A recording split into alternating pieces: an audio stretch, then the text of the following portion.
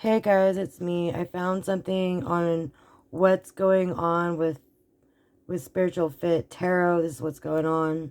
Question, It was because a probate setup. can refer to a few different legal proceedings, and the outcome depends on who is hospitalized and why. Here are the main situations where hospitalization intersects with probate courts and what typically happens. 1. Hospitalization of a person needing care, often mental health related. In many jurisdictions, the probate court handles cases of Yeah, it's involuntary like the commitment or Britney Spears guardianship thing, slash dude. conservatorship, sometimes called LPS conservatorship for mental health. What happens? If a person is hospitalized, often due to a severe mental health crisis, and is determined to be a danger to themselves or others, or is unable to provide for basic needs, gravely disabled, a petition may be filed in probate court. The court's role: the probate court will review the petition and physician certifications. It may order a hearing, usually required within a short time, to determine if the person meets the legal criteria for involuntary treatment. Outcome: if the court finds the person meets the criteria, it may issue an order for involuntary hospitalization or assisted outpatient treatment for a specified period. The court may also appoint a guardian or conservator to make medical and/or financial decisions for the person if they are deemed incapacitated. 2. Hospitalization of a decedent before death. If a person was hospitalized for a final illness or injury before they died, the hospitalization itself impacts the estate and the probate process in a few ways.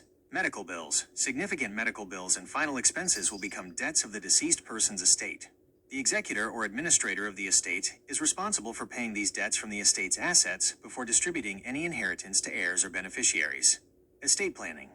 A hospitalization often prompts people to urgently create or update estate planning documents, like a will, trust, healthcare power of attorney, or living will. If documents are signed in the hospital, the attorney must be careful to ensure the person has the necessary legal capacity, sound mind, at the time of signing. 3.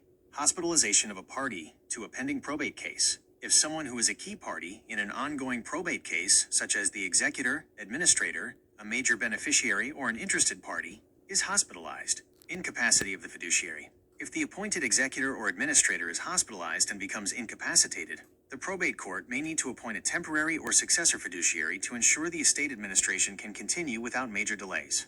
Case delays. The hospitalization of a necessary party may lead to a delay or continuance of a court hearing or a deadline, as the hospitalized party may be unable to participate or consult with their attorney. Substitution.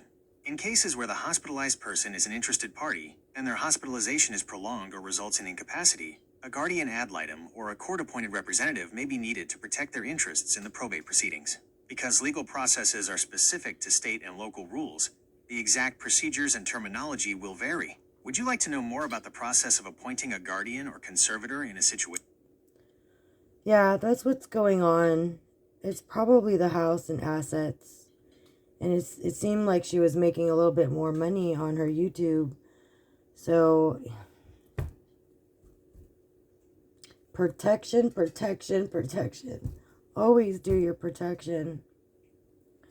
I don't know.